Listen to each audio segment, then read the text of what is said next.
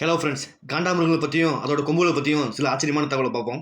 இதோட தோல் ரொம்ப கடினமாக இருக்குமா, அதாவது யானையோட தோலோட கிட்டத்தட்ட 4 மடங்கு ரொம்ப ஸ்ட்ராங்காக இருக்குமா. அதாவது ஒரு சிங்கம், புலி போன்ற பெரிய விலங்குகள் கூட இதை வேட்டையாடுறதுக்கு முடியாதான். இதை வேட்டையாடுற ஒரே உயிரினம் முதலை மட்டும்தானா. ஏன்னா இது அந்த அளவுக்கு ஆக்ரோஷமானதான். பார்க்கறதுக்கு அமைதியாக இருக்குமா, ஆனால் தனக்கு ஆபத்துன்னு தோணுச்சுன்னா ரொம்ப ஆக்ரோஷமாக மாறிடுமா. காண்டாமிருகத்தோட பார்வை திறன் ரொம்ப கம்மியா, அதாவது 4 மீட்டருக்கு அங்கிட்டு இருக்கிற ஒரு ஆளை கூட இதால பார்க்க முடியாதான். ஆனால் அதோட வாசனை திறன் ரொம்ப அதிகமாக இருக்குமா. காண்டாமிருகத்தோட கொம்பு ரொம்ப வலிமையானதான். அதாவது இதோட கொம்பு வச்சு ஒரு காரையே முட்டாலும் காரே கவுந்துருமா. ஒரு வளர்ந்த காண்டாமிருகத்தோட எடை கிட்டத்தட்ட 3000 கிலோ வரைக்கும் இருக்குமா. இது முழுக்க முழுக்க ஒரு தாவர உண்ணியா, அதாவது பழங்கள், காய்கறிகள், இலைகள் இதை போன்றவற்றை மட்டும் தான் சாப்பிடுமா.